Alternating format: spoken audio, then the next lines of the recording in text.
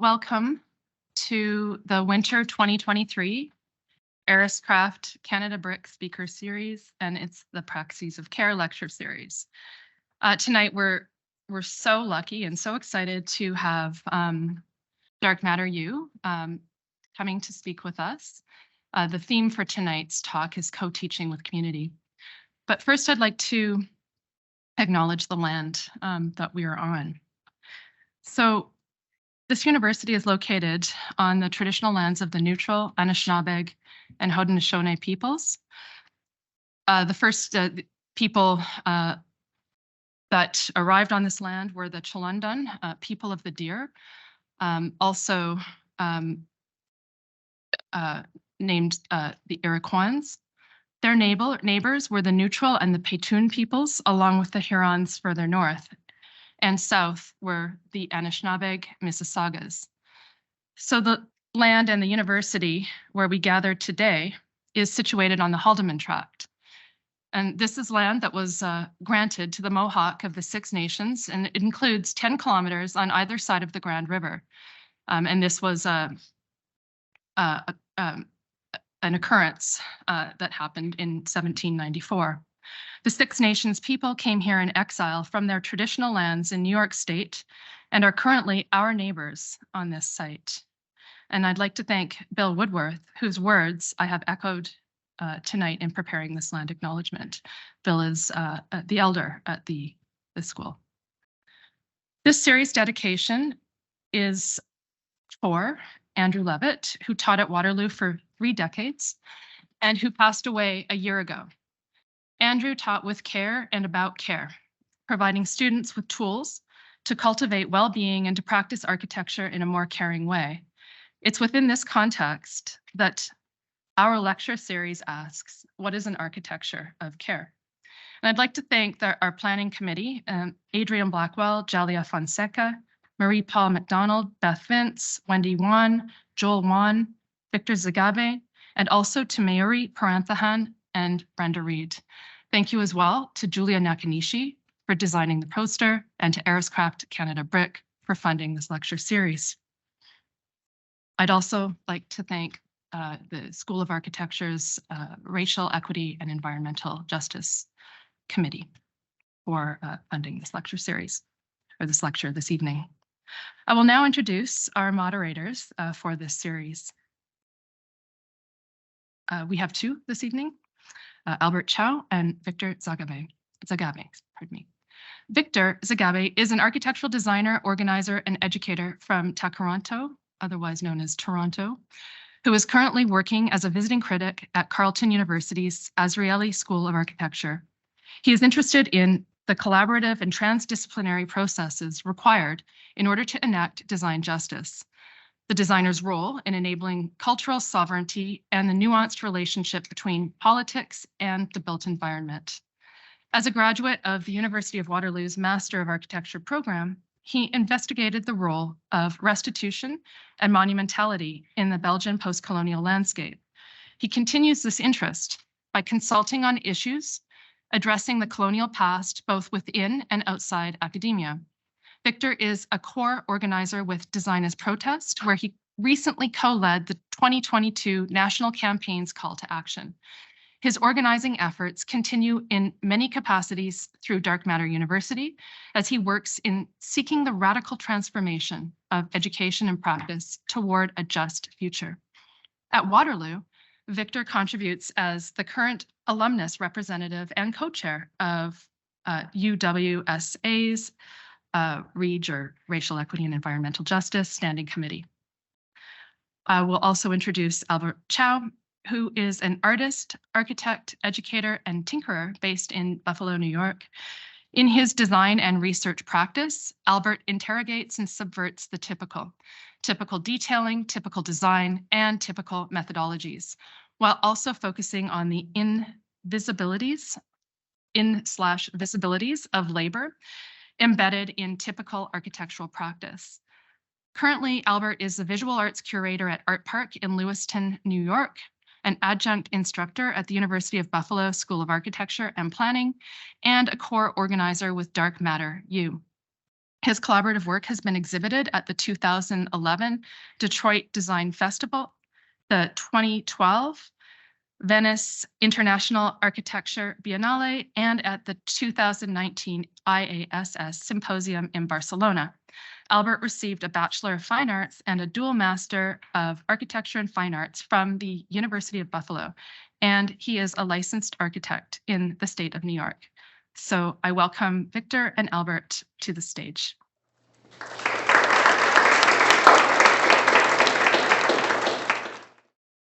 Good evening, everyone, and thank you, Tara, for that very generous introduction. Tonight, we're going to be talking about co-teaching with community, and the concept of the genius and solitary thinker has long been revered as a pillar of the architectural education. However, in recent years, we've seen a radical shift and focus towards collectivity and collaboration. However, we cannot deny that much of this was magnified by the collective action catalyzed by the intersections of the pandemic and the long overdue racial reckoning. In a time when much of the architectural discourse surrounds notions of care, the importance of care work of maintenance cannot be dismissed. Toronto posits that care work of maintenance has often been delegated to those by those privileged few onto others, despite the role of maintenance as the backbone of society. The neglect of care work has resulted in the collapse of many of the very systems upon which our communities depend on, and it is thus fitting that this lecture series concludes with a segment that grapples with an issue of such magnitude. Tonight, we will turn our attention to networks of care, and our speakers will guide us through the complexities and controversies of community engagement, urging us to view communities not as passive recipients to be imprinted upon, but as active participants with whom reciprocal relationships must be forged.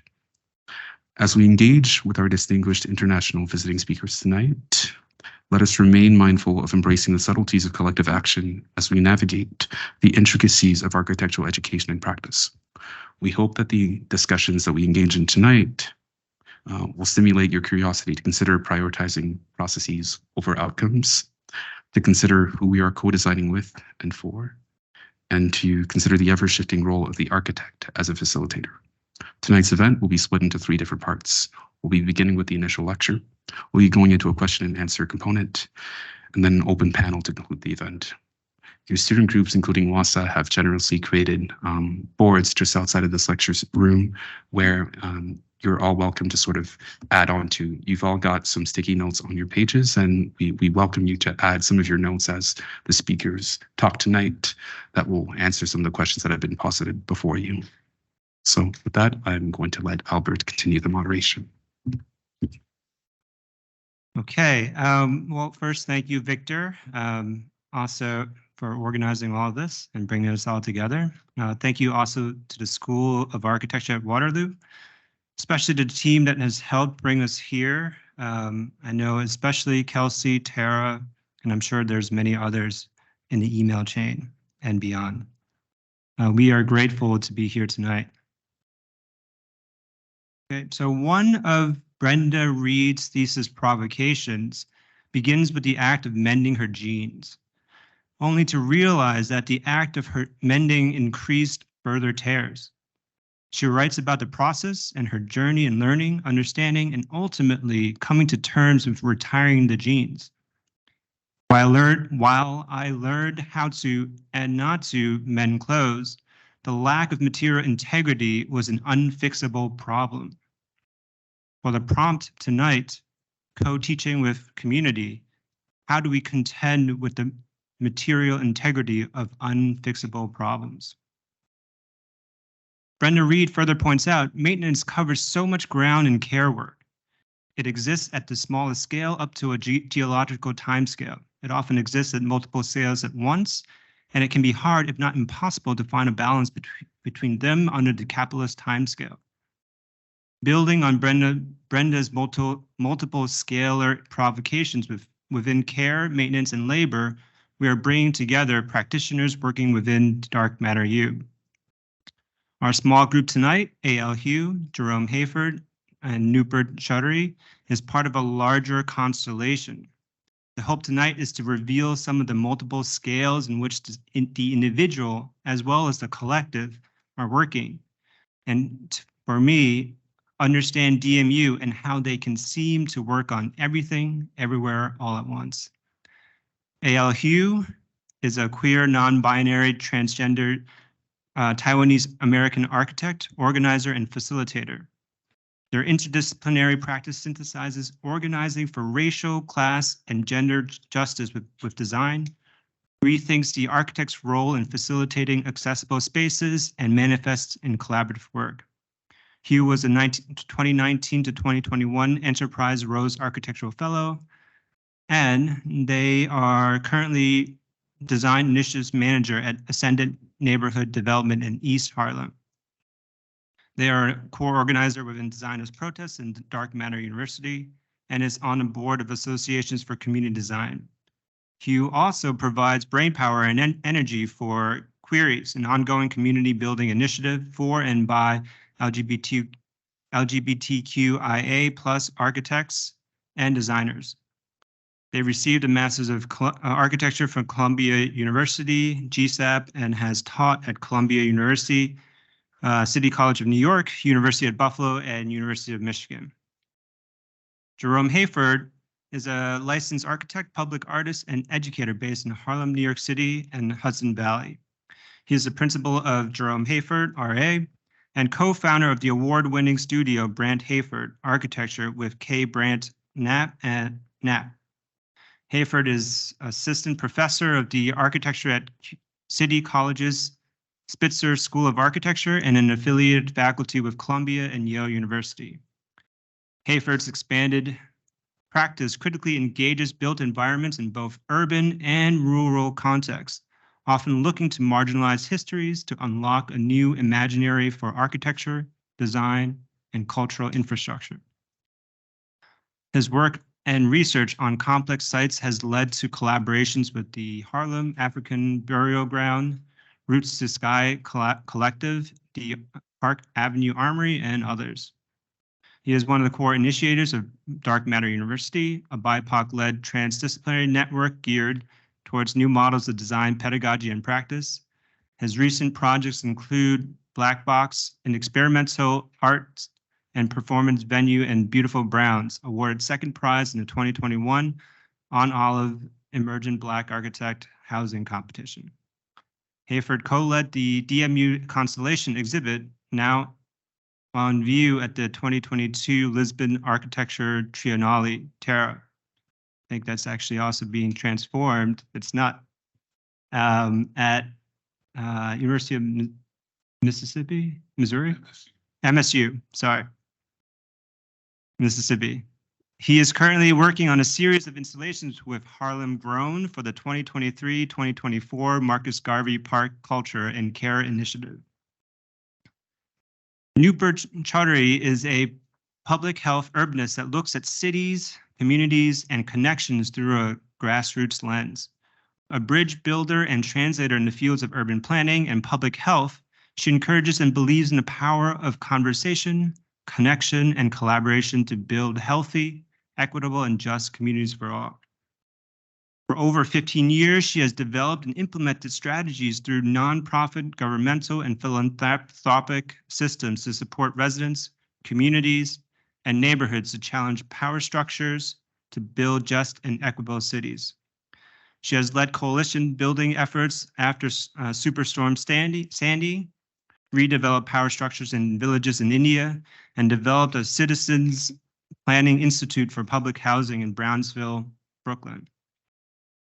Her work has been highlighted nationally and internationally through the American Journal of Public Health, National Public Radio, and the National Academies of Science, and through fellowships with the Salzburg Global Seminar and the Next City Vanguard.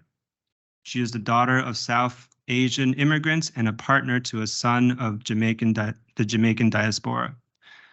I welcome DMU, AL, Nupur, and Jerome. Take it away.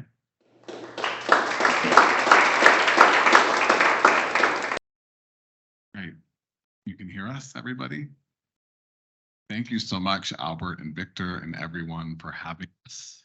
We're so excited to be here, excited to be welcomed into your space and to build some knowledge together, we hope. And we like that we're sitting at this table. So thank you, Fred, for organizing that. I just want to give a second shout out to Victor. It's really wonderful to have received that invitation from you, Victor, to be here. So thank you. All right, so I guess I'll click our slides. Okay, we're co-producing this. All right, I'm gonna do a clicky. So we will begin, and I think we will begin with sharing a little bit about the who, what, when, where, why, and how of DMU, which I think some of y'all have heard of or are interested about. What is this thing that we are doing? And I think, if nothing else, I'll begin with a short introduction, but hopefully our presence here gives a little taste of the modeling of DMU really as a project of care itself. I think that, I often say, if nothing else, the very existence of a network of support that Dark Matter U represents is the most important thing. So if you take nothing else away from these slides, just that in and of itself, which I'm sure you all produce many of these sorts of things at smaller or larger scales, is a radical thing in today's age, especially. So real quick, to repeat, Dark Matter U really sort of formed out of the kind of wake of 2020, the summer of 2020, but it really formed out of sort of existing conversations, existing networks that in this small world of the built environment, disciplines were aware of one another, but not, let's say, systematically kind of cooperating, right? And so this convergence of BIPOC designers, academics, professionals had been having these conversations and sort of came together in this kind of counter-institutional space of Zoom, of the wake of the murder of George Floyd and Breonna Taylor and others, to say, what are we missing and how do we enact sort of care around kind of institutional model or a sort of anti-institutional model. And either of you can grab the mic at any time. And so I think this vision is still really, this vision that kind of came out of that visioning is still really, I think, apt 3 years later, that, we sort of put out this sort of call that, we collectively cannot survive and thrive towards an without an immediate change towards a kind of anti-racist model of design, education, and practice. And that these existing systems have not been able to transform away from centering and advancing whiteness. And I think this next phrase is so critical. Through the reliance on an implied dominant and racialized subject of architecture, right? This sort of universality of who the architect is and who even their audience is. So that's really what it was at the core of the kind of shift here. And the impacts of that centered, dominant, racialized, gendered subject has had these widespread implications on how we think about architecture or the built environment, how we study it, how we then go out and perform practice, right? Just want to add one piece that Jerome had alluded to, but I think is really important to articulate specifically in the School of Architecture and in existing systems. If we think about the fact that many of us were in relationship with each other in different levels, right? Different strengths, different, amounts. We were all in pain, right? We're experiencing pain on a very isolated level. And we were reaching out to one another in extremely informal ways, right? A lot of the conversations that we had started on a WhatsApp group, right? And it was literally people bringing other people into that conversation, into that single WhatsApp group, to be able to start to heal collectively and to think about what it looked like for us to be each other's healing. So I just wanted to name that. The anecdotes, AL. Yeah, and so there was a kind of innovation happening sort of by default at that time that we all are now in the wake of, but that sort of accelerated through a kind of network of care that we are still here, we're still friends, we're still collaborators, so something worked there. And this we kind of visioned together over Zoom these sort of 5 ideas as a kind of manifesto, I suppose, that could this project have a few pursuits, right? And so we sort of look to these, and who knows, we may change or tweak them. This is a kind of evolving conversation, but we still think these are really great to kind of undergird the idea of alternate or new forms of knowledge and knowledge production that can happen when you organize or gather slightly differently, or put different kind of bodies in the room. Certainly the pursuit of new forms of new institutional forms, and new power, new forms of collectivity and practice, new forms of community and culture, which we'll talk about. And then finally, and certainly last but not least, new forms of design, right? Design is also at the heart of this, not peripheral. Okay. And so we talked a little bit about these kind of, we'll show a lot of network diagrams, right?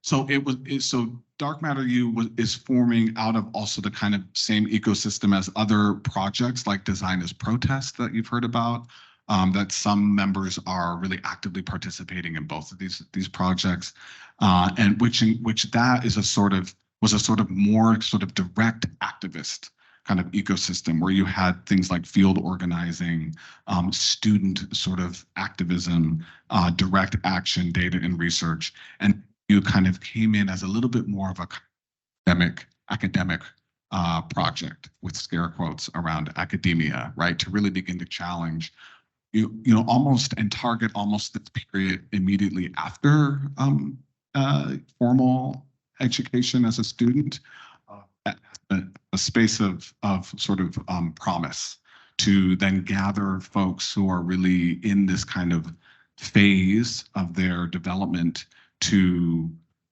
produce a new kind of institution, right? Is that getting at this? Okay, we'll keep moving faster. And so these are some of the activities, some of the things that if you do go to our Instagram, you can kind of see them. A kind of what began as one of the earliest things that Dark Matter U tried to do was this kind of call for courses. It's like, okay, this is a university, we need classes.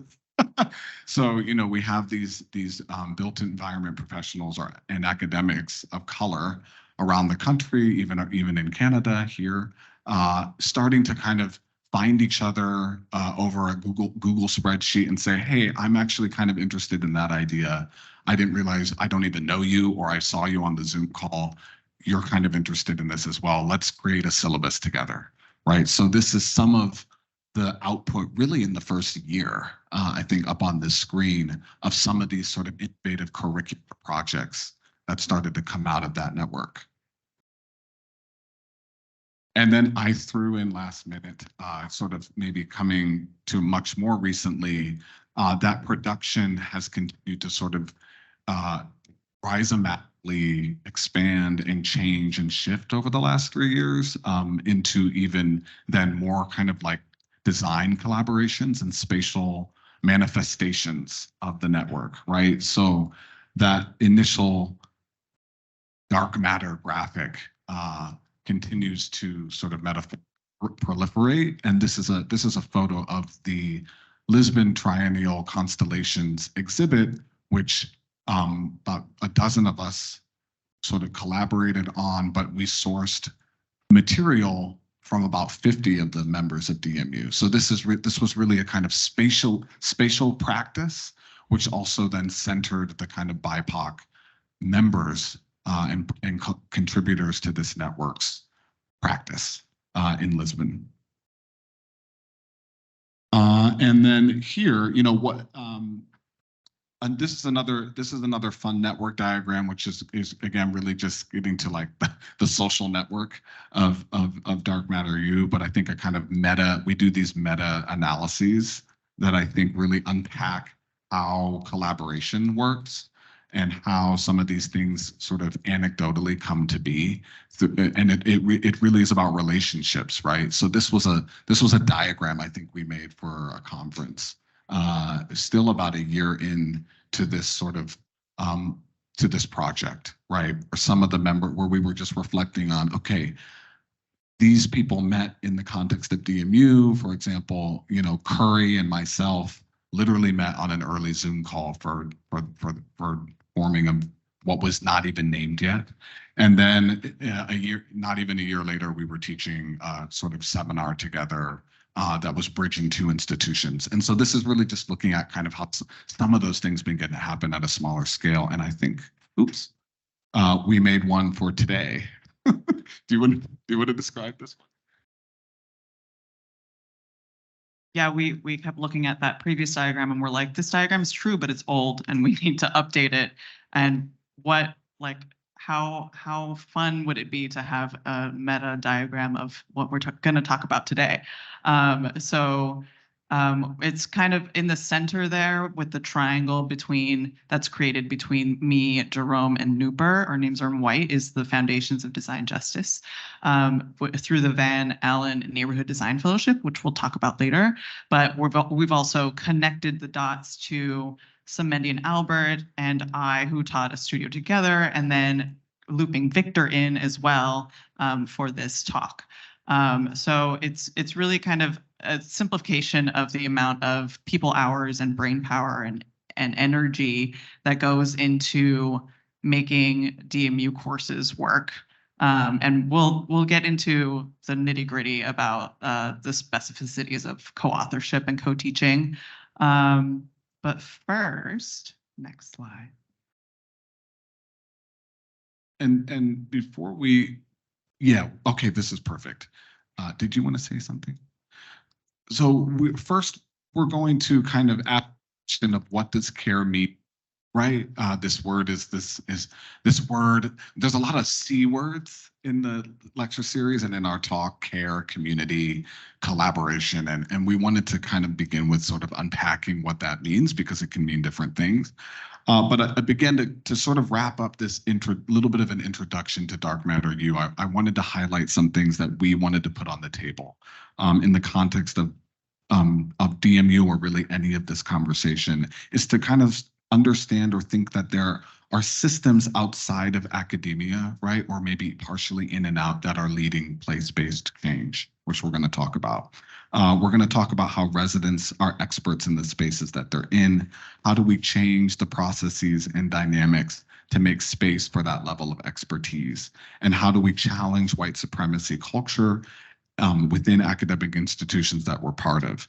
And so here, we're each going to give a little bit of a sort of micro context of what care means to us in the context of our work. Clicky, clicky. So you got a little bit of a background of DMU, how it was created, founded, how it continues to evolve and pivot. And we're moving into a little bit around our own personal definitions of care and what care means to us. So with,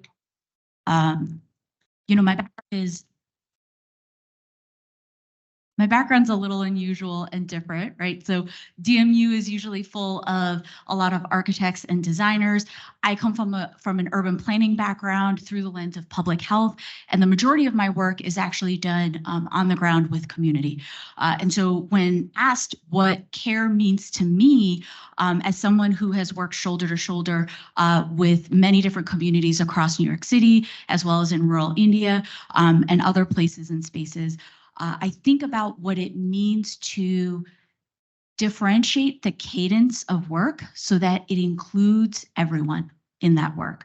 I think about care as an opportunity to slow and lower time and space so that you are able to be inclusive for everyone who may be at the table, or maybe thinking about coming to the table, or who may be outside of the table, you know, at a window looking in. And so in this slide, it's a hodgepodge of different pictures, but I want to ground it in the work that I do and kind of a community that means pretty much everything to me. Brownsville, Brooklyn is a community that's about 2.2 square miles. It's in central Brooklyn. It is mostly a public housing community. It has the highest concentration of public housing in all of North America.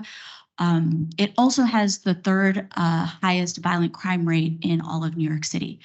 And when I completed my master's in urban planning and public health, my first job out of grad school was actually working in Brownsville. I was hired by Greg Jackson, an individual who was born and raised in Brownsville, Brooklyn. He raised 9 kids in Brownsville. He played for the Knicks. He played for the Phoenix Suns, and he was someone who everyone knew. The story goes that when he used to play for the Knicks, he actually used to suit up in Brownsville and take the train so everyone in the community could see him off. He very much felt like the wins of the Knicks and the wins that he contributed to were his community's wins. And so a lot of the work that he did after he played for the Knicks and for the Suns was that he actually came back to Brownsville and ran a community recreation center in the neighborhood. I mentioned that Brownsville has one of the highest violent crime rates in all of New York City, and he truly believed that there was hope in every single person in that community. And what he always used to say was that hope is inside, right? You might need a little bit of help bringing it out, but hope is inside. And so he was actually the person that hired me to work as an organizer in Brownsville. And, you know, as a director of community planning and community health, I came with my degrees and my expertise and understood pretty quickly that none of that really mattered, right? I could have a master's in urban planning and public health, but I did not have a master's in Brownsville. And so I really had to focus on what it meant to have deep community conversations. I had to understand what it meant to be in relationship with one another and to be in right relationship with one another. And so that work that I did with Greg was only for a year. He actually passed away very suddenly of a heart attack, and it reverberated throughout the community because he actually was doing community work when he had a heart attack and died.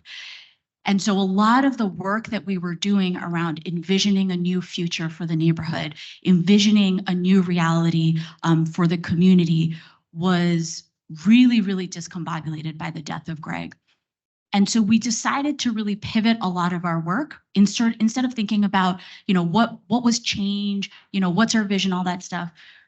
We thought about Greg a lot, and we thought about the fact that this idea of hope being inside everyone was something that we needed to rally around and gather around. And so we created what you see the flyer up there called the Hope Summit, in which we had a day-long community convening around an articulation of the hopes and dreams for every person in Brownsville in honor of Greg. And, you know, for most people from the outside, it would look like a traditional community meeting. Maybe it would look like something that, you know, you could see in any other neighborhood. But the orientation around an individual that meant so much to the community that then happened to inform a lot of the city planning initiatives, that happened to inform a lot of the transportation initiatives in the community, was really, really important and allowed folks to engage in change in a way that was right for them. And so I just want to give a little bit of that example because the products may be the same, right? You have a plan for change or a plan for action, but the way in which you orient it, the way that it hits the ground and the way that it's centered around the people that are in the community at a cadence that makes sense for the community is really, really important. So when I think about care, I think about Brownsville and I think about that experience. Okay. This is my slide. This is an image of a project that we did in my office and in my practice, but that kind of sort of bridged the gap between some of the pedagogy actually of the Fugitive Practice course that Curry and I started in the context of DMU. But when I kind of thought about this question, when we were thinking about this talk, I really thought about, essentially kind of this imaginary of liberation and of beauty and celebrating so-called marginalized voices as a matter of course in how I teach, in how I design, and in how I practice. So this is Marcus Garvey Park in Harlem, where I was this morning before being here. I live about 2 blocks away from where this photo was taken. And so I think, yeah, I think care also looks like this, right? In the context of, again, how we're thinking about space, how we're thinking about aesthetics, how we're thinking about design and who is our designers and who is designed for. And to really begin to represent a broader constituency without reducing the nuance or aesthetic value for making valued outsider, so-called outsider forms of cultural production and spatial production that, again, I think really, and I'm sure you all are exploring all of this as well, really offer a kind of collective liberatory imaginary, right? I think the more that we expand the kind of the sort of who and what of architecture of the built environment, we open ourselves up to sort of more forms of cultural and spatial liberation. And so thinking about, within that kind of pedagogy that becomes a design practice, for example, the need for bodies to rest, which I'll have a couple slides at the end about that, for in particular Black and brown bodies to exist in space doing other things besides labor, right? And so on and so forth. So yeah, I just wanted to show this pretty image to continue that conversation. So next slide, thank you. So I am a licensed architect, but I sort of made a pivot and I work as a design initiatives manager at an affordable housing developer, nonprofit developer. So the care in the context of my work in affordable housing development, and I also teach, is about making architecture and design something that is everyday and accessible so that people can be designers of their own space. So kind of giving people the power to make decisions about their own space. And this can mean engaging with architecture in different ways, not like sitting down and drawing a plan or even like drawing lines on a plan or whatever, but it can mean surveying and meditating on how a space is currently used or could be better used. That's that survey on the left. Or creating space for self and community expression on the facade of the buildings that we own, which starts to affect not just the artists who work on the mural, but also the street and the city. And I think of this as resisting the fact that most processes of architecture and the built environment are often shrouded in mystery and gatekeeping. Like Nupur said, it's like you have to get a degree and then you end up realizing that people have like degrees in their own place. And it always feels like you have to know like the jargon of architecture. You have to be, in a sense, kind of close to whiteness. But care in this case kind of means showing up and showing the wizard behind the curtain, and by honoring the knowledge that people have about where they live and where they grew up. And so in that sense, care means kind of organizing from the bottom up. And I think one other point I wanted to make is that care is also paying attention to what doesn't usually get paid attention to, especially in the context of now working within real estate, where it's a lot about financing and pro formas and spreadsheets. And I'm like, let's think about residents day to day and start from there, or see that as a different perspective. And so care in the DMU context requires ongoing self-reflection and evolution. When we work together to write syllabi or to even think about a course, we understand that it's not a one-size-fits-all solution or situation, because courses are tailored to both the students that we're going to teach and the instructors who are going to teach the class. Like they have an active role in that. DMU courses are also sensitive to contexts and communities and open to be changed by them.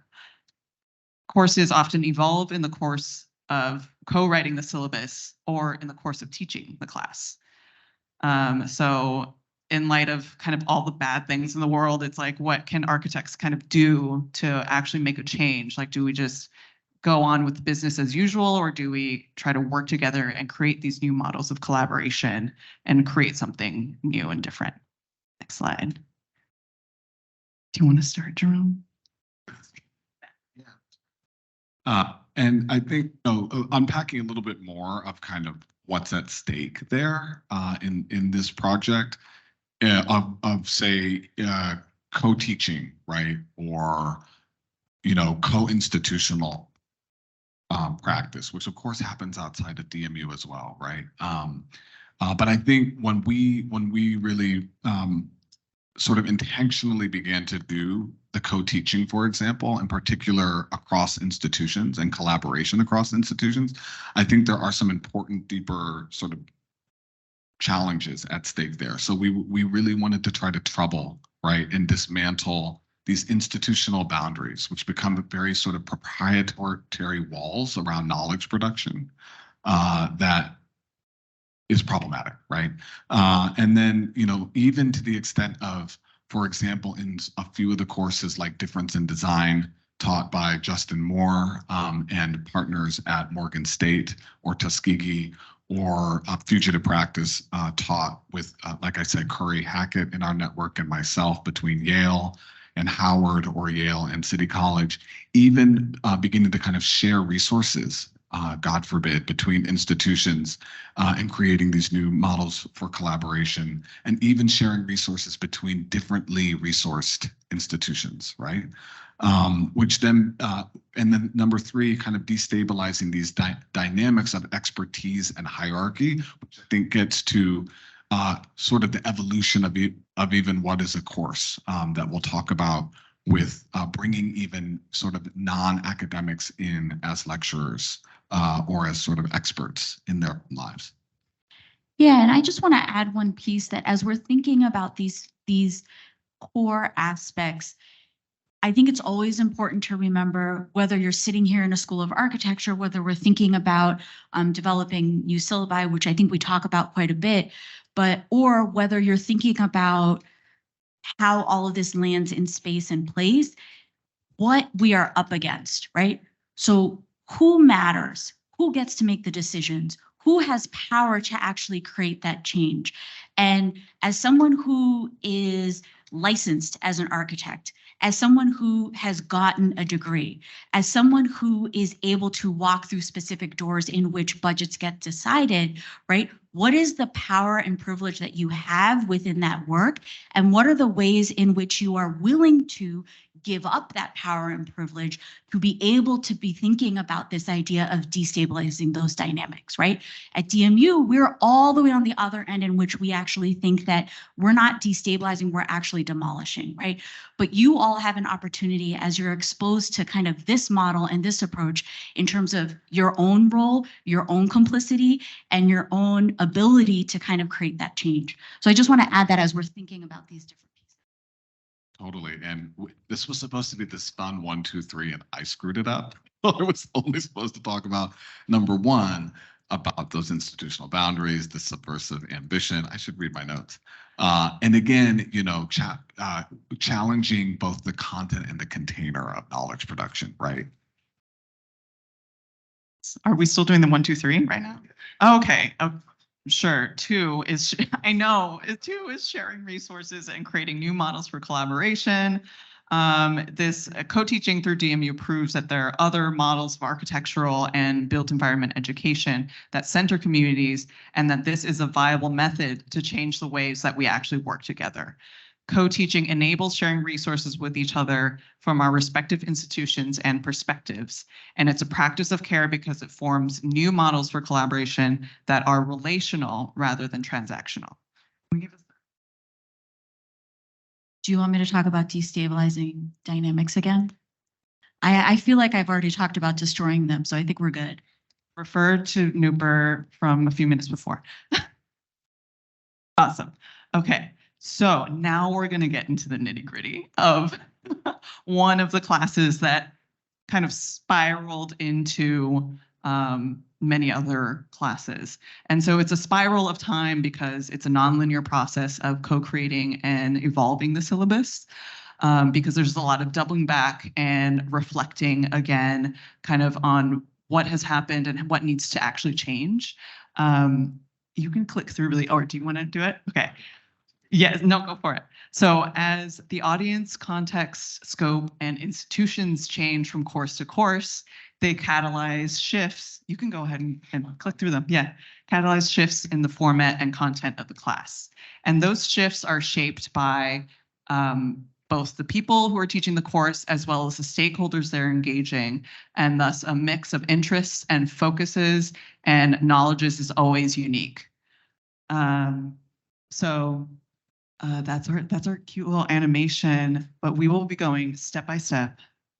And we're going to start with Foundations of Design Justice, which was a DMU seminar developed collaboratively and team taught by faculty within the DMU network, hosted at one or more institutions and or within communities. Next slide. Yeah, that. Oh, thank you. So what was unique about this course was that it was developed over a long period of time, which directly embodies our mission to create new forms of knowledge production. It began in the late summer with non-hierarchical brainstorming session led by our DMU's content group that drew upon our network to really get our lived experiences and professional expertise and academic insights.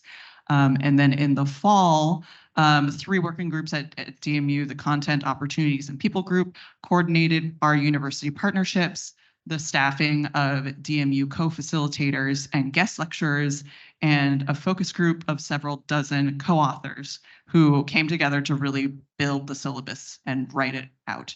And so the winter and spring 2021 syllabus itself continued to be collectively developed as a live document and has been regularly coordinated between DMU facilitators across schools and supplemented with resources.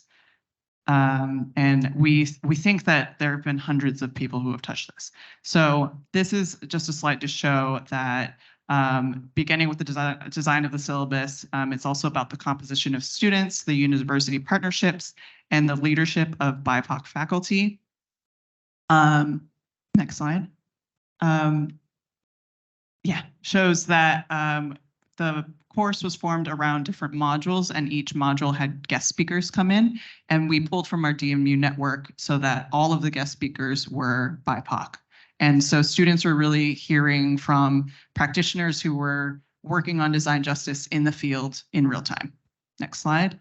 And the seminars came out with both really practical work, like the one on the left with field guide, that sort of summarizes information and makes it really legible, as well as speculative work like the one on the right, where we're making collages about what a just and unjust city could look like. So that summer, Nupur and I took that syllabus and really transposed it. The audience and context changed because we were starting to work with an organization called Van Allen. And this was going to be a course that was given to community members of Gowanus, which is a neighborhood in Brooklyn. So it required evolving that syllabus from an academia context to a community context. Next slide. So the Van Allen Institute is an institute in New York City that was started in 1894. So it's a very long-standing institution that is basically centered on architectural education for communities, and their mission now is to help create equitable cities through community-led inclusive design. And this partnership is significant because it's a creative project to create a new kind of curriculum that is with non-academic institutional actors, and it's the first and only time we've done this with real stakeholders We did end up bringing in University at Buffalo for the last stage, but we were really, really centering the residents of Gowanus for the majority of that class. Next slide. This is a lot of text, but basically there was an evolution of the syllabus on the left, which was the original Foundations of Design Justice seminar, into the Van Allen Neighborhood Design Fellowship syllabus, which you can start to see the differences with the yellow text and the white text being crossed out and new things happening. We were like, oh, we could directly translate it, and then quickly, like, we were like, oh, things are evolving, and you'll hear about that pretty soon. But we kind of kept a good feedback loop with the students who were community members, so that that evolution could happen. Next slide. Oh, go for it. My anecdote on the yellow is I don't think this was causal, but my involvement and my practices involvement corresponds to about when things start to get yellow and different. I don't know if that is because I became involved in the project, but then all three of us at that point were really closely collaborating on this one. And that underscores a through line of almost everything in this presentation is something that 2 or 3 of the 3 of us were collaborating on. Yeah, I mean, I'm not going to comment as to whether or not it was causal, but one thing that I'll say is that you'll notice that there was very little change within the first 4 modules, right? And I think a piece of that was residents getting used to us and us getting to know residents and being in relationship with one another and being comfortable enough to be able to say, this actually isn't working for me.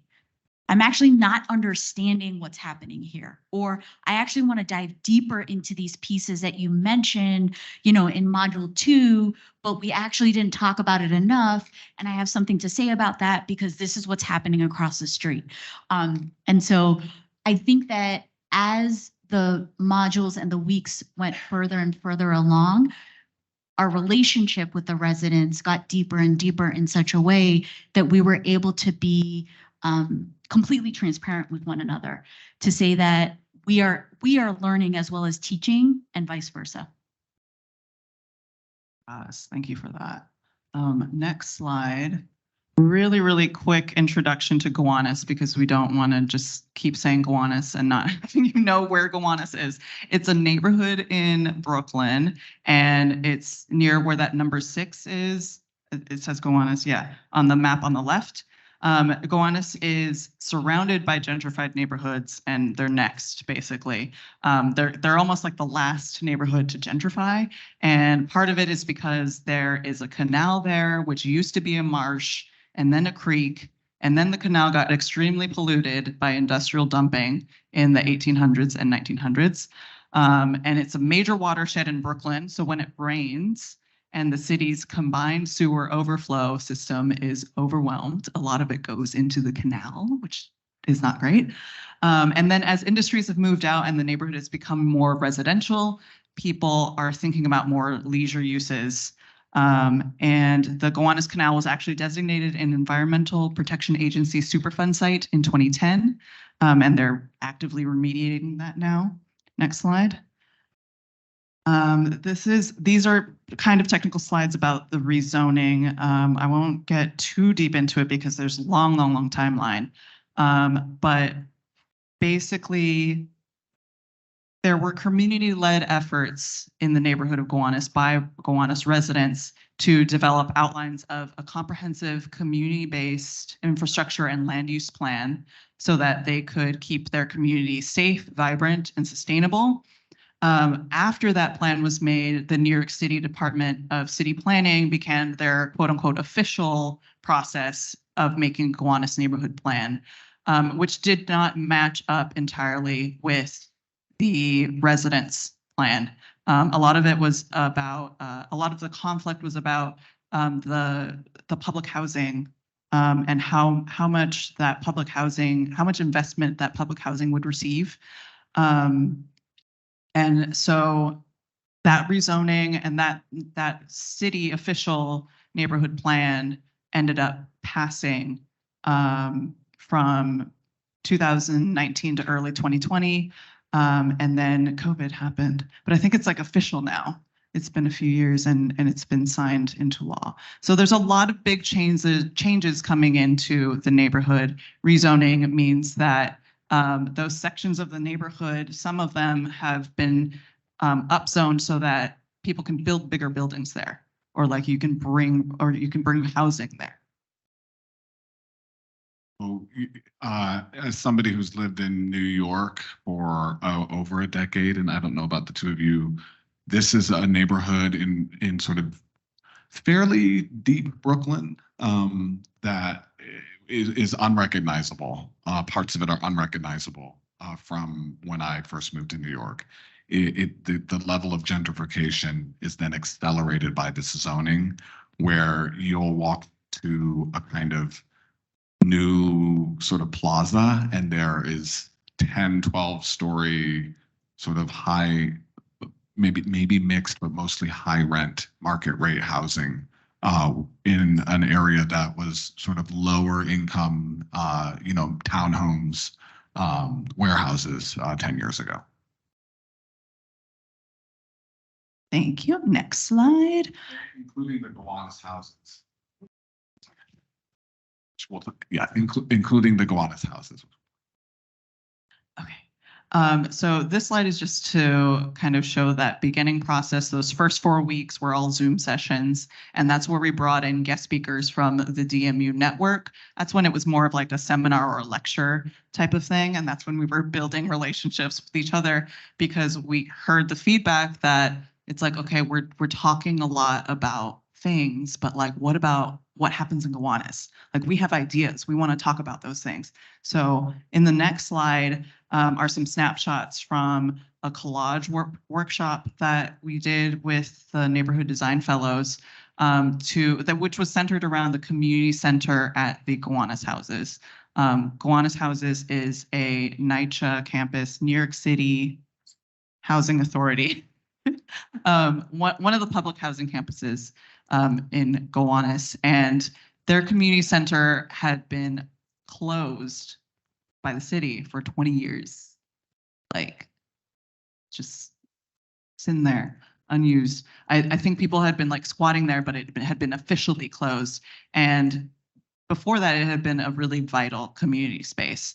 And so the conversation started to become a little more activist-y, a little more like, how can we take action around this community center that we want to organize around? So there was a lot of conversation about that. And there was also a lot of conversation between me, Nupur, and Jerome, as well as the fellowship director, Andrew. Just the one thing that I'll add that we didn't share about Van Allen was the fact that the motivation of Van Allen to actually be a part of this type of fellowship or co-teaching or co-creation or even investment in the community was the fact that Van Allen actually recently relocated to Gowanus, right? So they had a motivation to be a good neighbor, right? They had this long history of kind of being up here with architecture with a big A, and they moved in, they bought a building in Gowanus, and they wanted to know, what the needs, desires, wants were of the community and how they actually could leverage their connections, their positional power to actually support residents in creating change. And we were really lucky to get a tour of the community center by the residents. I think that was really special. And really get like an on-the-ground sense of what was going on. Next slide. At the request of the fellows, we ended up co-facilitating the creation of a strategic plan and narrative for the Gowanus Houses community center. Next slide. The whole backside of that pamphlet was literally just a floor plan of the community center, and then kind of all of the work and ideation and brainstorming that we had done around it. Surrounding kind of care, maintenance, bureaucracy. Yeah, and just to add to that, the This community center, it's a relatively modest building built as part of these NYCHA complexes from probably the 40s. And they had been waiting, some of these critical stakeholders you see like in the bottom left photo, they've been trying to get a significant update and also the funds to properly run this for, I think, 2 decades, about 20 years. So these are folks who've been living generationally here. And that was one of the first conversations when I arrived was that we've been waiting 20 years to change this. But then it was like, well, let's change it now.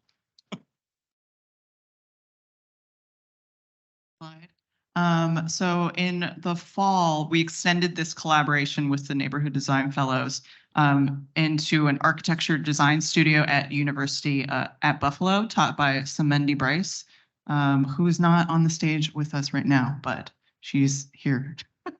She's definitely here in this presentation. So this was fall 2021. This studio connected the fellows to graduate architecture students, which was a collaboration that resulted in 3 alternative designs for the community center at Gowanus Houses. And we got the fellows to show up to the midterm review and the final review as well, and to give kind of their view on things. Next slide. Oh, yeah. I know. Sorry. Next slide.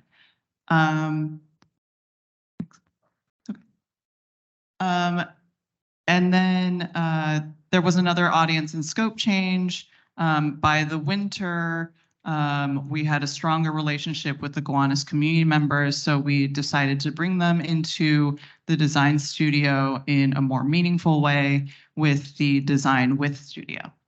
And this was a studio that was collaboratively created and taught by DMU, specifically me, Albert, and Semendi, that really brought in those fellows as people to engage with. So we were trying to teach a different form of community engagement that was very like below the surface, or we're trying to at least, and that so that we could develop new forms of knowledge and practice, and actually do it through like a real world kind of situation.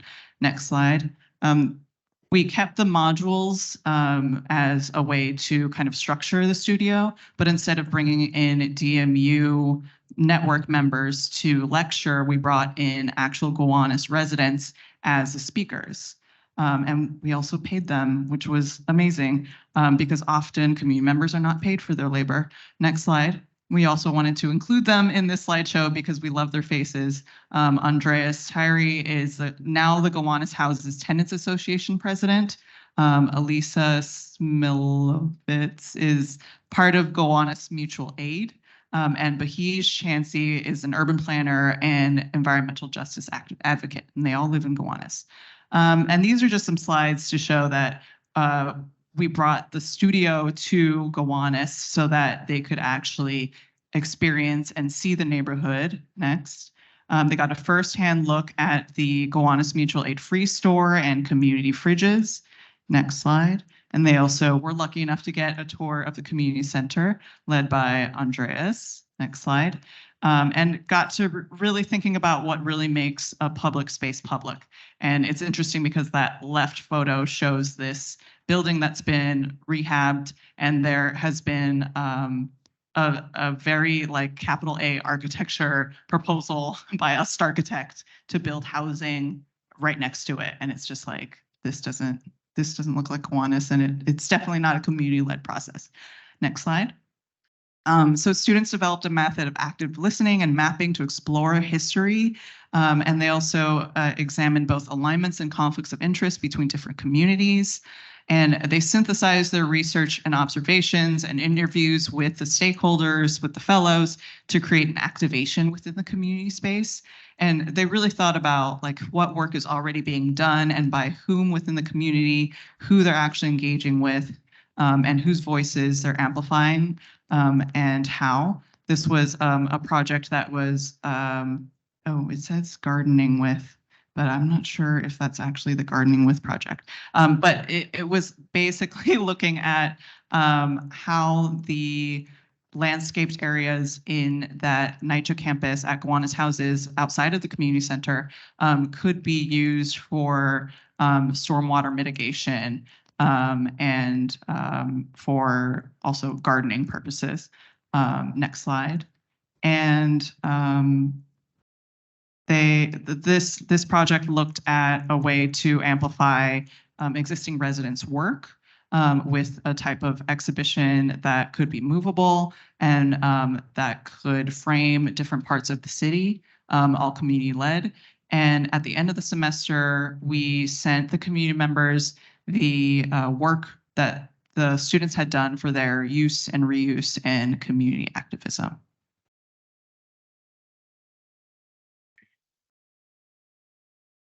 Okay, so we're going to try to wrap up with really looking at how that spiral continues to spiral out into more recent and ongoing work. We're just going to be quick about it. And again, this is our kind of live roster graphic when you go to the website, which is getting an update soon, so stay tuned. But again, this kind of architecture of care, right? That is this sort of really, I think that beautiful diagram of the spiral is, I think, even more sort of accurate or representative than this amazing graphic, this one. So real quick, some things that we're doing right now, AL and I are co-teaching Unit 24 at Spitzer School of Architecture, City College. So we wanted to share a little bit of that with you. I am the anchor faculty that began that sort of year-long project in the fall, but it's a kind of inherently co-taught project by now the two of what's on this screen. And we're really looking at this notion of marronage, which is a kind of legacy of, in particular, Black and Brown and Indigenous bodies producing sort of permanent states of outsidership or liberation. And this spring, and so these are some images of that ongoing pedagogical project, looking at these kind of spaces of liberation, both kind of historically, and then also sort of centering students' own embodied knowledge and background, diverse backgrounds and geographies to kind of inform sort of architectures of liberation. So this is literally photos from the kind of semester review, and stay tuned for images of that work coming out of the studio as we are literally in the process of teaching it. Oh, and and that's a screen. This is a screenshot with the Cleveland Third Space Chocolate Cities project that was taken a couple weeks ago. Who we're working with in that project. That you aligned core. And I guess I'm continue to hold the mic here. And then to sort of finish up on the Harlem Culture and Care Initiative, which we briefly mentioned at the beginning. Actually, Nupur and I have been involved in this at different stages, but this is a kind of project in that my practice is now leading the design component of, but has come out of a kind of network of care here in Harlem and in New York City. These are literally images made in the last week or two of a kind of series of wellness pavilions that are part of almost a multi-million-dollar initiative literally around culture and care, and a kind of this idea of a department of care and how that manifests itself in the public realm. So we're very excited to be creating these various infrastructures to not only kind of gather that maybe it's obvious, but that sort of involved the kind of existing stewards of the park, which includes me, because I live like two blocks from it, but existing stewards like the various park alliances, community improvement associations, and just folks who use the park to again do a collage exercise, which worked out really well at Gowanus. So we did it again here to begin to think about how they sort of can actually literally begin to kind of design their own space and think about the aesthetics and the sort of belonging of those spaces. So these are just ending with how we've begun to translate some of that into sort of built form, which is a kind of, again, a sort of taking some of those ideas from the sort of fugitive practice course and sort of centering these other modes of spatial production, softness, color, Afro-Indigeneity, the Harlem community, and what have you, into a kind of aesthetics and spatial department of care. What's this last thing? Okay. So we will continue to spiral out to future projects. And I think one of the pieces that we are trying to share with you all is the fact that so much of the work that we do is embedded in care, both with each other, but also in the spaces and places that we're in. We will continue to evolve as a collective, as a constellation. We encourage you to join us in this endeavor. These are the many different ways that you can engage with us and become a part of what we are doing. And we're really excited to be in conversation with you all for the tail end of all of this. So thank you.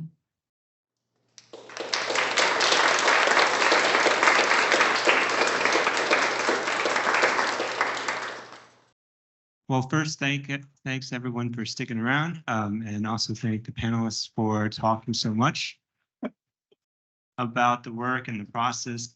I think it was really, really wonderful to see what each what care means to each person, and I'm also curious about how it evolves. But one thing I kind of want to bring it back to is, and this might be a specific question, is this idea of maintenance for care, and framing it that way. So, again, full disclosure, we all are part of these DMU calls and meetings, and it's really wonderful to see the projects. But there have been meetings where I go in and Nupur, you are dropping knowledge about how budgets work, how to organize all these different things. Can you talk a little bit about the maintenance behind that, and the part that I think AL also mentioned, the spreadsheets, etc. Can you talk a little bit about that? I'm happy to talk about it. I'm laughing at as someone who's worked in the nonprofit sector and someone who has both been a community organizer, but also a community builder, and has supported community members in creating their own vision via 501c3s, via nonprofit organizations, a lot of what I've had to learn to do is understand how to articulate that vision in budgets, project narratives that funders can actually fund and kind of invest in, 5, 10-year, 15-year goals that folks can grab onto. And in a constellation of architects and designers who are literally envisioning the moon and back, there is a need to really ground it in the reality of the current institutions that we are in, right? And that is a nonprofit industrial complex. That is a complex in which we continuously have to perform, we continuously have to exhibit to be able to be given permission to do what we are doing. And so there's always this dance and dynamic within DMU to think about what it means in terms of dismantling the systems, destroying the systems, and then understanding the systems that we are in right now to be able to function. So some of the things that we have instituted is the fact that, including this conversation and this talk, we will be paid an honorarium. There is a percentage that we have calculated that goes back to the functioning of DMU, right? There is a operational system in which we have talked about what it means to give space and place to folks who may not be the loudest in a Zoom room. And so what are the ways that we can actually engage that through asynchronous Google documents, through spreadsheets, through office hours that are smaller conversations that can then be documented and then kind of ramped up into new and different projects. So it's thinking about kind of the vision and the reality that we want to create, and then also understanding that reality that we're in right now. Thank you for that, Nupur. My question is very pragmatic. how do we determine which community that we engage with, and how do we prioritize the many options that are presented to us? I know that we presented Van Allen and Gowanus as well, but I'm thinking about these students coming from a context that's Canadian focused. How do they identify the communities most in need without reverting back to one's own proximity?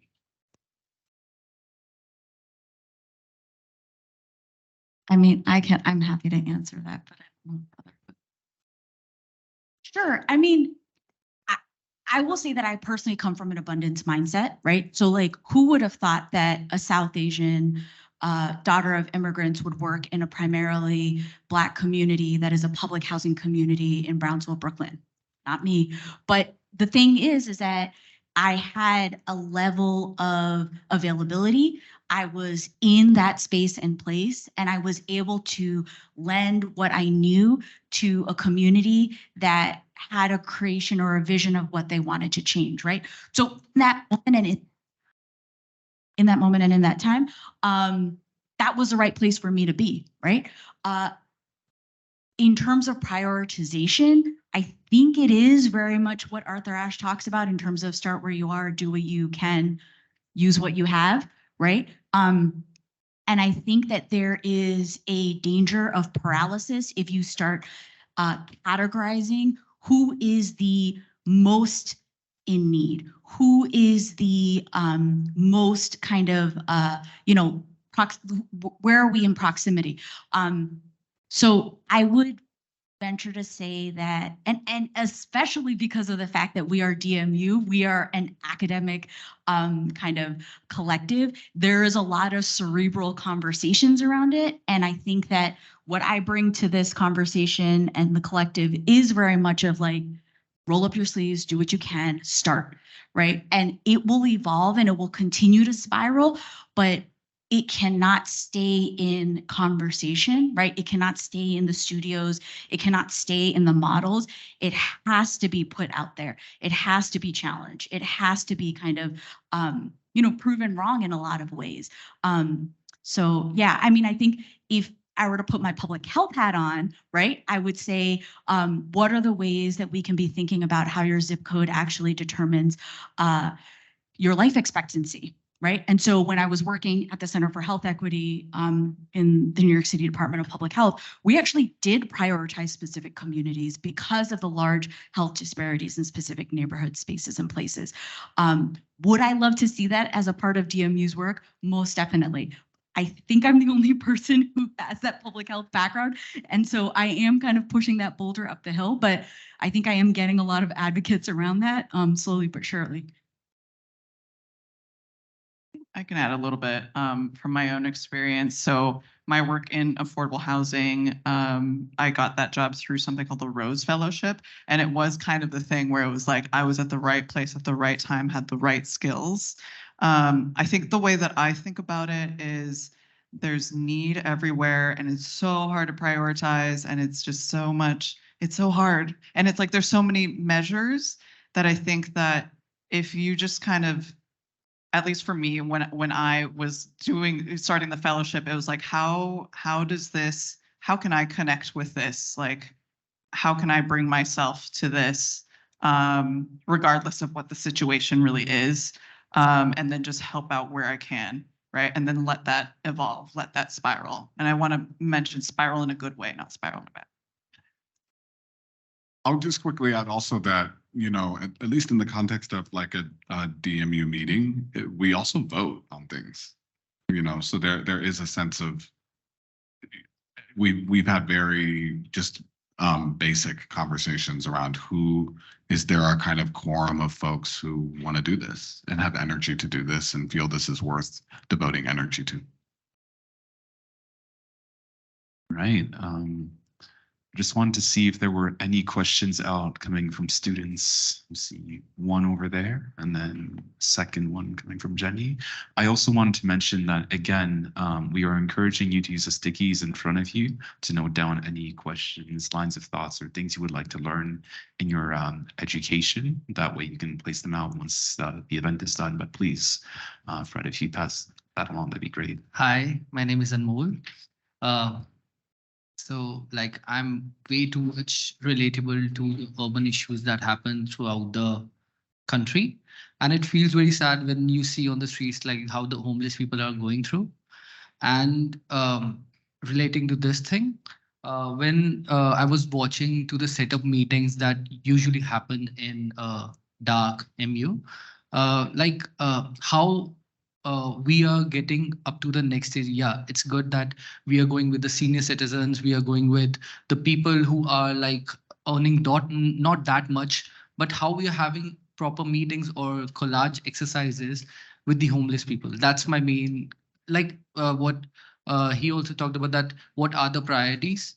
When I see on the street, I can understand how the senior citizens are going through also, but when I see the homeless people, it totally relates to the major issue that we need to talk about or have a meeting with them. So yeah, like how our universities are going through, how our education sector is helping or not helping is my question, that where are we going? Yeah.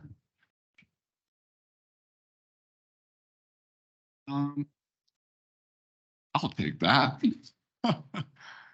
I think, you are identifying probably one of the most marginalized populations. And I think, there's kind of like degrees of urgency of care, right? That folks need, that maybe as a public health expert we could talk about.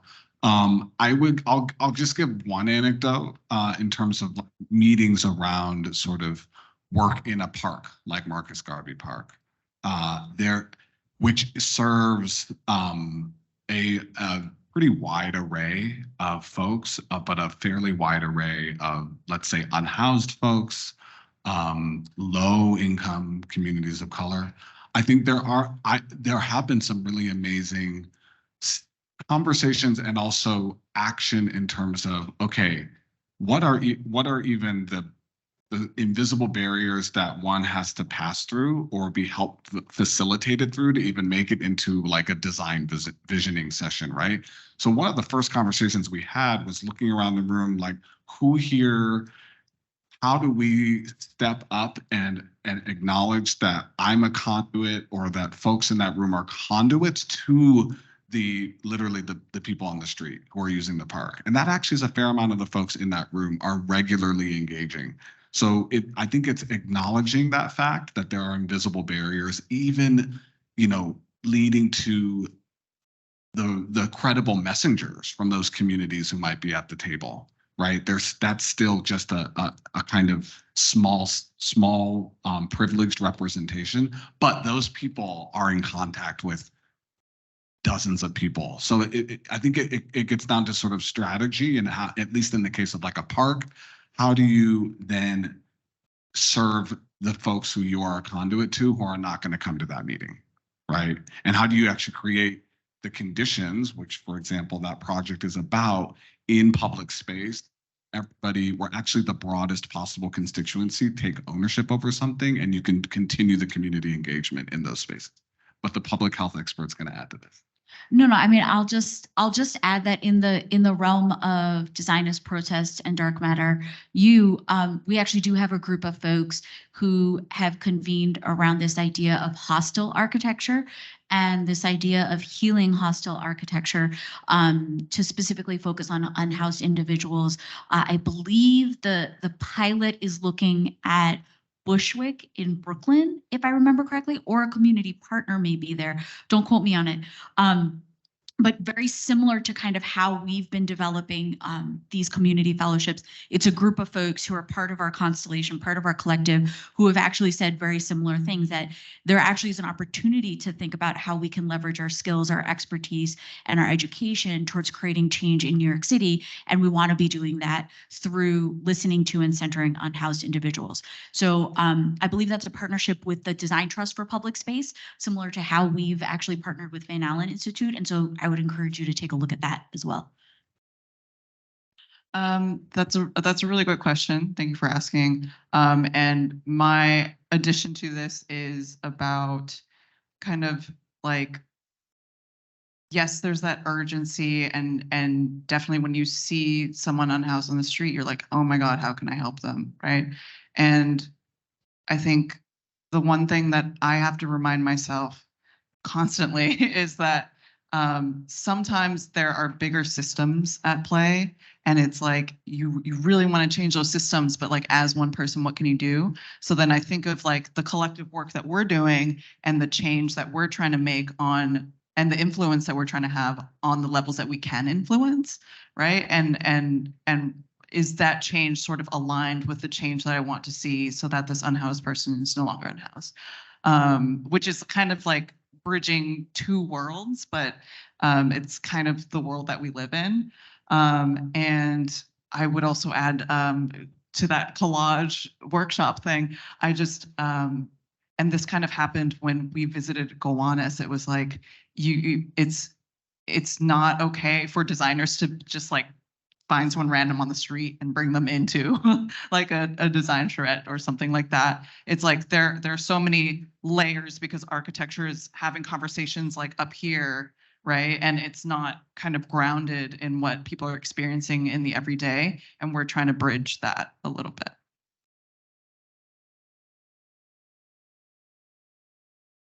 So basically, I love the way thank you for the vision for surely.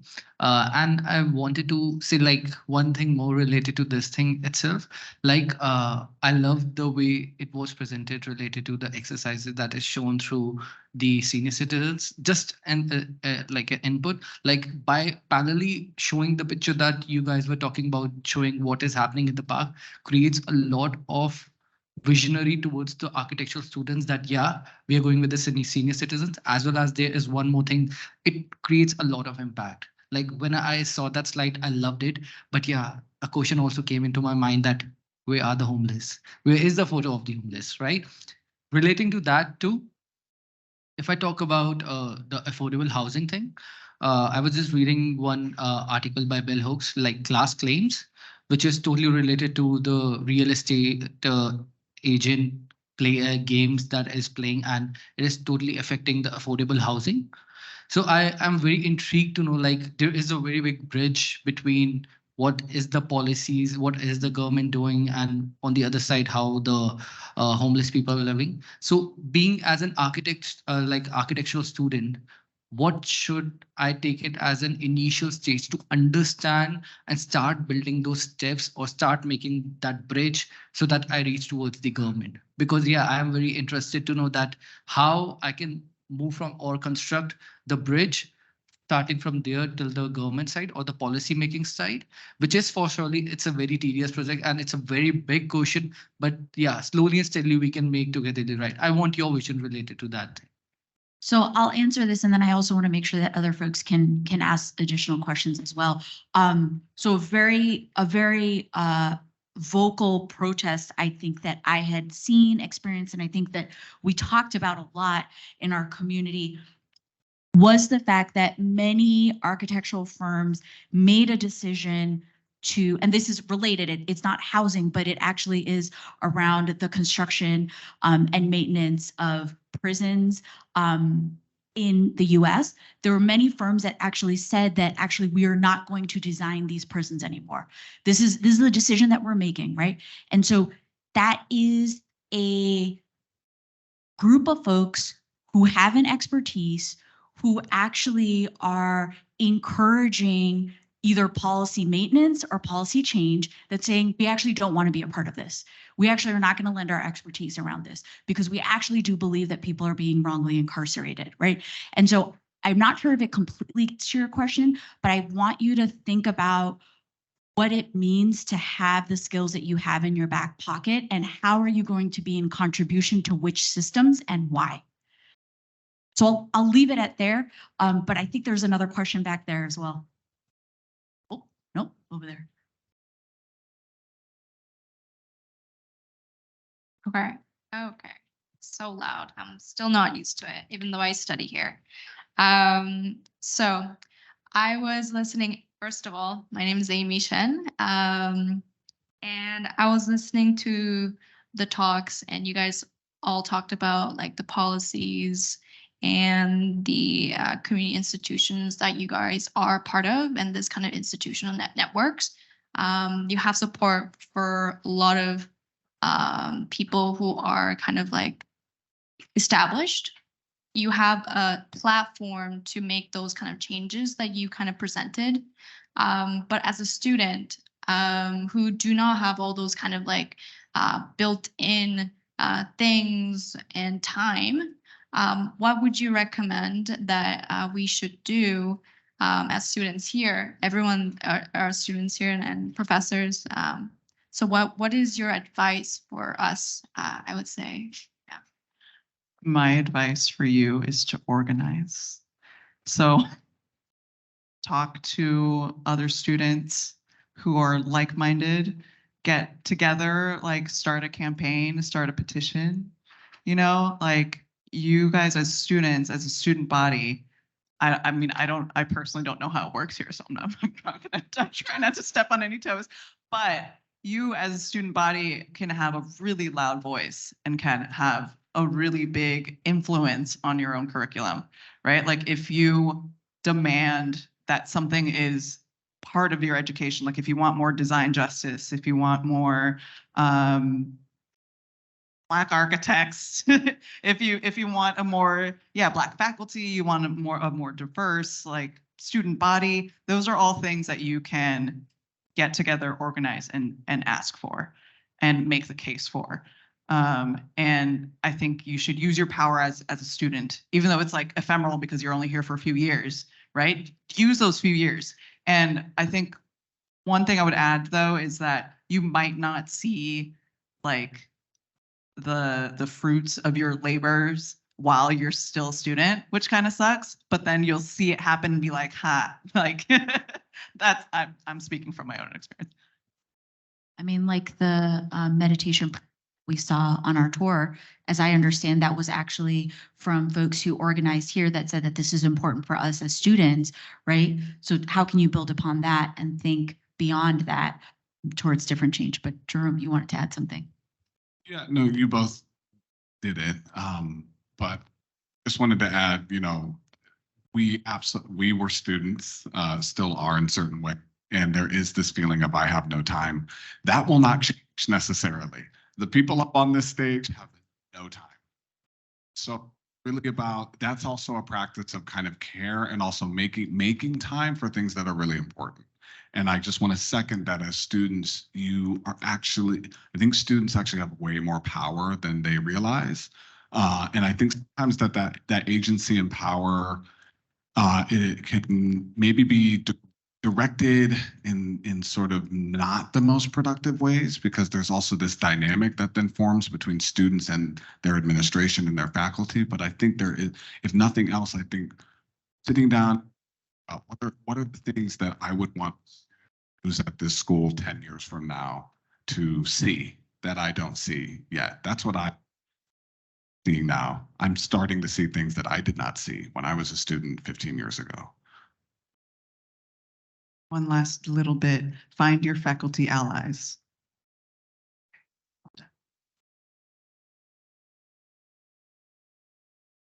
Hello, I'm Jenny. I guess the biggest question that comes up to me while listening to this conversation and during the presentation is how you guys envision an ethics of care coexisting with an ethics of justice.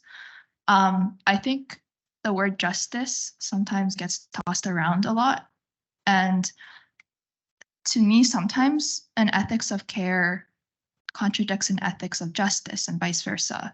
And so kind of like listening to this and like saying, for example, like, I guess I'm just going off the example that was from the previous question, that, you know, students have power to demand justice. But then to me, I'm like, well, you're demanding it to people in admin. If you take away their label of admin, they are people. And so me demanding something from them isn't caring for them.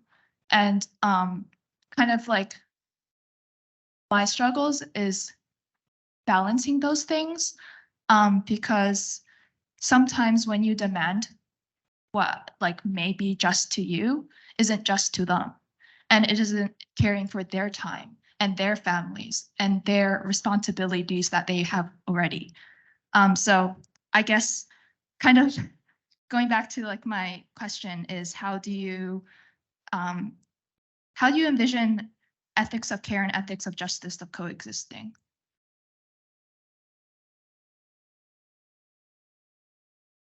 You two aren't off the hook either here. I love that you asked that question. It's a beautiful question. It was maybe like at the margins of my brain when I was responding to this one. Precisely, right? The response that I would have is that we're really talking about like systems, right? Systemic things. Hey, can you hear me? So I think what you're getting at is beginning to distinguish humans from the systems that we're all participating in, right? But I think none of us are off the hook in terms of upholding sort of harmful systems. So I think that's where I was talking about directing the kind of our sort of justice energy, our energy for justice towards the systemic problem, right? Why are only 2%, at least in the States, of licensed architects African American? That's a systemic problem, but we are all collectively we are collectively complicit, that's the word I was looking for, and need to save ourselves from ourselves for our collective liberation. So I think that you answered your own question. Like we need to acknowledge each other as human beings, and also then enroll one another in the changing of those systems and of these structures. But the first step is distinguishing the administrator or the faculty member or your fellow student as a human being who is participating in these systems and might need to be reminded of that from time to time, but is still a human being with dignity.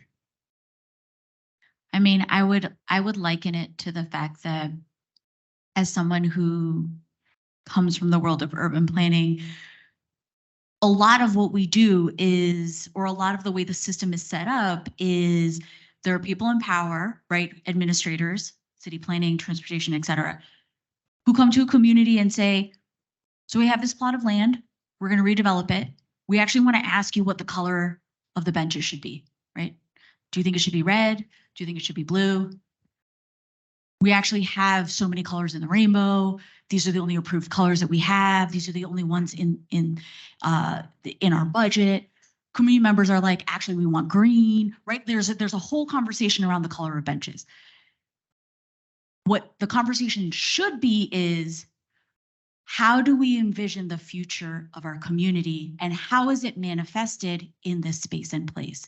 And what are the pieces of commonality that as an administrator, I can get behind, and as someone who experiences that space is a part of my reality and a part of my future, right? I think that there's a piece of what I heard in terms of a demand for change and a specific demand for change. And I would encourage you to widen the aperture around that conversation and thinking about what is the collective future that we want to see together for administrators and students alike. Yeah, Ailed, is there anything you wanted to add? Okay. That was a fantastic question. I just want to point on a few things that I've noticed. For the first set of questions, I wanted to mention that as a student, perhaps it's most productive to look at the limits of the architectural education, and as a student, begin to advocate for more cross-disciplinary courses as well, both on main campus and also with architectural engineering. I know how it's like to be siloed in architecture, and you're definitely not the center of the world. So imagine yourselves collaborating with other people within main campus and other faculties as well. That's one of the ways that you can start to begin to see where your limits are. And once you see where your limits are, then you know where to improve. And then the second one, in terms of what Amy was asking, was to align yourself with younger students as well. When you're in fourth year, you're going to start seeing a lot of observations and really documenting the ways in which your architecture education will either surpass your expectations or failed you. And you're going to need to see the changes over time. So match yourself up with somebody in first year. Mentorship for architectural peers is really great for this in terms of seeing the actual effect of your work. And then the other one that I was going to be talking about, Jai's question, is just about aligning incentives. And so when schools are going through accreditation, sometimes you can advocate for racial equity or environmental justice work as being part of improving the school's actual state in the accreditation process. And in doing that, you're making the job of the administrator a little bit easier, the job of the professor easier, and also getting your goals and things actually aligned. And in that way, you're caring for them, but also caring for yourself and enacting justice. And so it's really about aligning incentives. I'm not a presenter, but I'm just providing feedback. Yes. So what if they don't want your gear? Then like where do you I'll hand it to you, Albert. You know, at the end of the day, you know, unfortunately, I mean, none of us sitting up here are sort of assuming that sometimes difficult change it's just going to happen, right? There's going to be conflict, and there's going to be people who, for whatever reason, are afraid of change or perceive their self-interest to be made scarce by that change. And I think that's just a reality. So that's what you're basically saying. So there's no easy answer to that. But I think back to Nupur's point, there is usually a way to shift the conversation to a kind of abundance and collective liberation that I think we've been trying to do more, but it's not always possible. Nupur, help me out. Yeah, I mean, I will just share that any space or place that I've been in, and I've been in governmental, non-governmental, philanthropic, now I'm in a quasi for-profit system, nobody has wanted me to be there. Not a single person in the space that I am in wants my body to be there. The person, how I look, who I am, who I bring in the room, when I do what I do, nobody wants me there. They want me there because I am able to fill a quota. They want me there because I am able to speak their language. But pretty quickly, they are like, oh, this actually is going to be problematic. That does not change the work that I do. And so I would encourage you to think about what are your own, how do you want to show up in the world? What are the things that you want to change? And what are the ways that you want to get there? And refrain from seeking affirmation from folks in power to be able to do that, because you will not get it, right? That will not happen. And I think that the sooner you realize that, the ability to create the change that you envision for yourself and the folks around you will, I don't want to say become easier, but become more and more comfortable. Point at which, you know, and I'm always on this, I'm even more on this kind of side of the gradient in conversations, even within DMU, but there's a point at which just responding to, let's say, white supremacy or to injustice will exhaust you. And so then when you get to that point of exhaustion, you have to turn the gaze to maybe self-created networks of care, which this is one of those, and to your own production of joy and value and brilliance. Because that is where they get us, right? Is they exhaust us to where we are at a point where it's like, oh, but I just, what do I say no to now? Or how can I protest? I'm exhausted. Take a break from that and just do something amazing and be undeniable in that amazingness. That's what I'm about.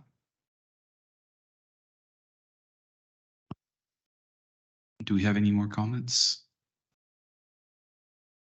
Any other questions? Okay, one last question. We'll just. Thank you.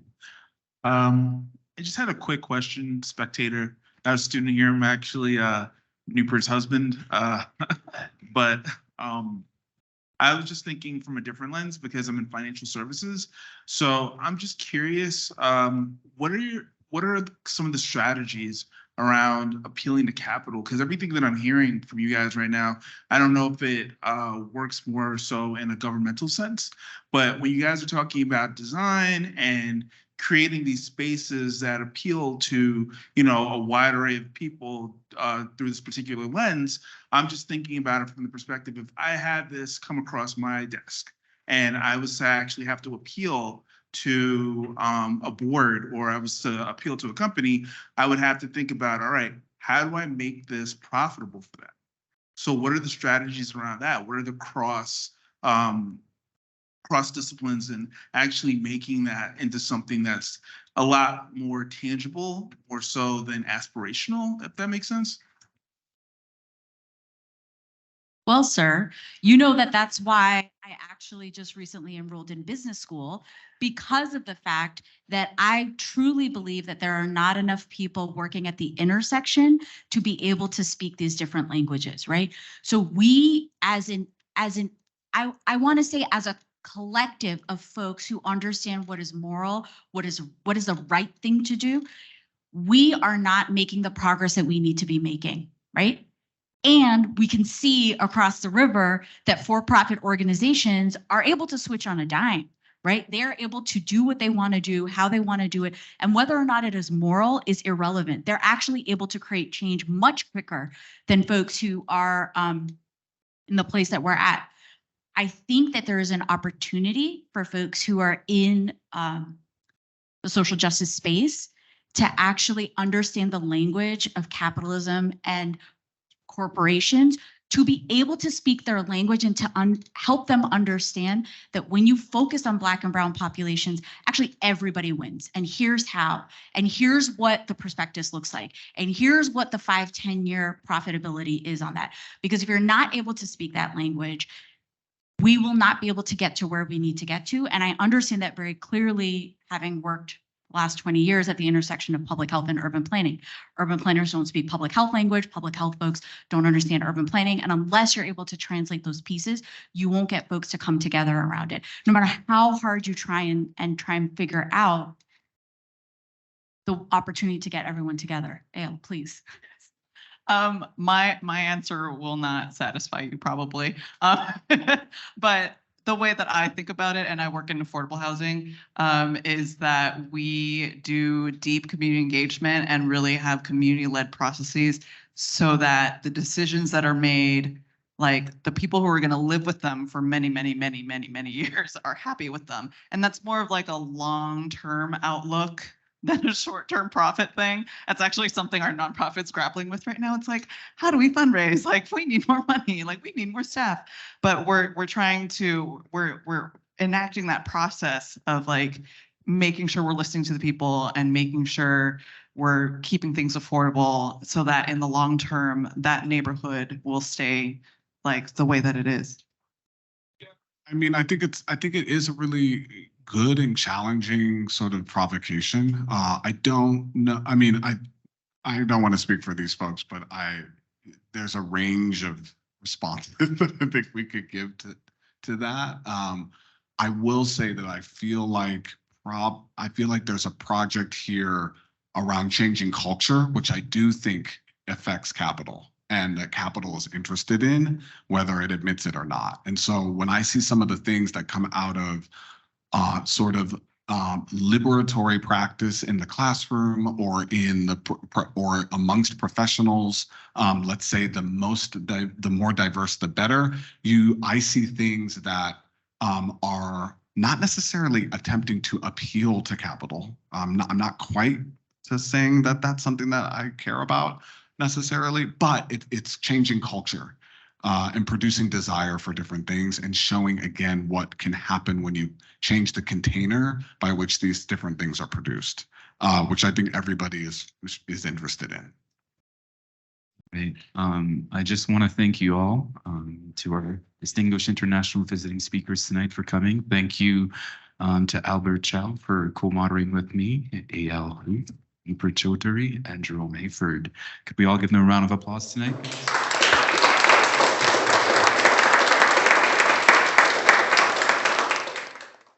And I want to thank Tara Bissett for organizing the lecture series. And we're about to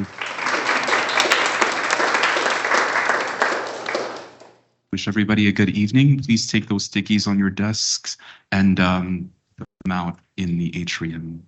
There's boards where you can pin up questions and we can address that at a later time. Thank you very much.